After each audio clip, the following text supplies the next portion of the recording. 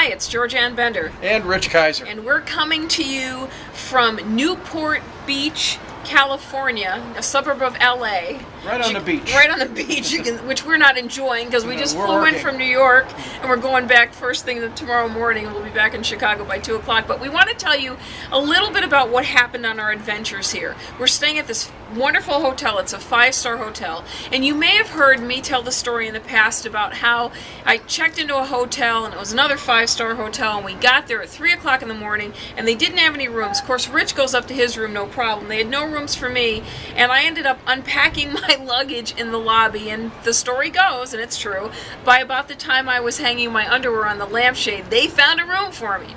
Quickly. Yeah. Well, last night we checked into this hotel, another beautiful hotel, but this time they gave me a key and I took off to my room. And Rich, they wanted to see around the corner. They asked me to move to the end of the counter. He wanted to talk to me. And it's 3 o'clock in the morning. We've been flying all night, yeah. Right? Double secret probation conversation. Yeah, what is this? Around the he corner. goes, Mr. KIZER, I'm sorry to tell you, but we are sold out. Now we have a couple of suggestions we'd make. Number one is we have a conference room available that you can sleep in.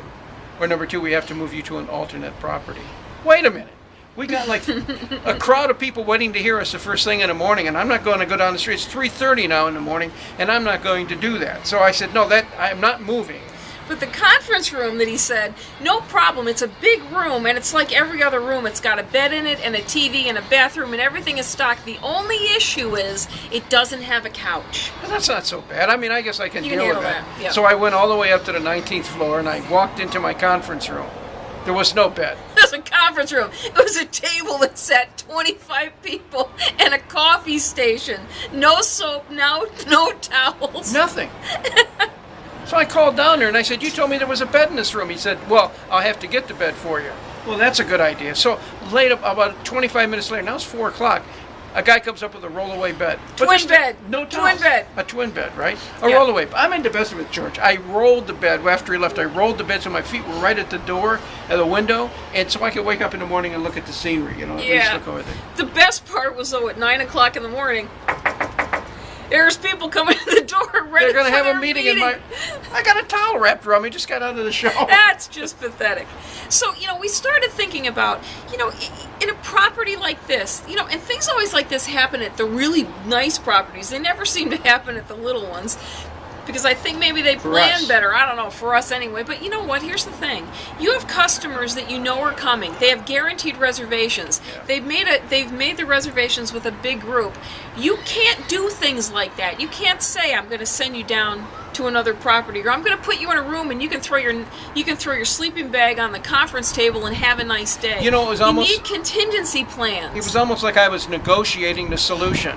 And that's where the problem lies. You did say to him, he gave you one suggestion, and then he said, I won't tell you the next suggestion until you tell me what you want to do this one. And Rich goes, what are we playing? Let's make a deal? Yeah, I couldn't believe it.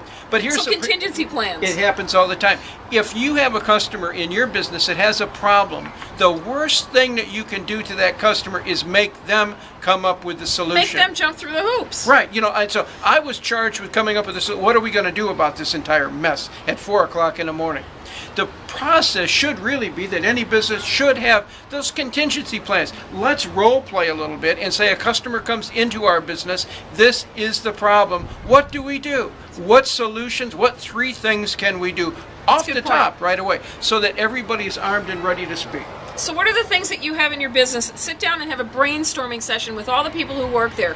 What are the things that could happen? How could we let a customer down? Right. What can we do to make sure that that doesn't happen? And if it does happen, if X happens, this is all the things that we're going to do to make it right for that customer. How are we going to follow up during the time they're with us? How are we going to follow up afterwards? So that if you have to let a customer down, and sometimes you're going to have to. You will. But when you have to let a customer down, you're ready, willing, and able to take the next step to make sure that that customer comes back. Because the other thing you got to think about, back in the day, we used to tell 10 to 20 of our closest friends about a bad experience.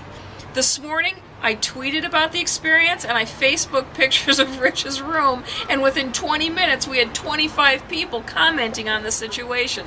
You have to be prepared. So contingency plans, know where you're going to go, in advance. Business is tough, and you know what? It's so tough that you can't afford to let a problem with a customer ruin your business with that customer. And a funny thing is, Georgina, when we used to say this all the time, if you have a customer with a problem and you at least make an attempt, a good attempt to take care of the problem, they're probably going to come back again.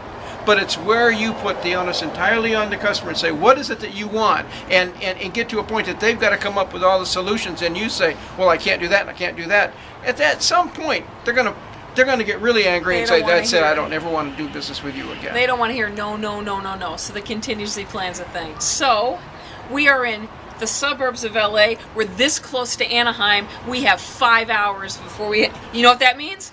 We're going to Disney. We're going to Disneyland. So until next time, I'm George. And I'm Rich. And we'll talk to you soon.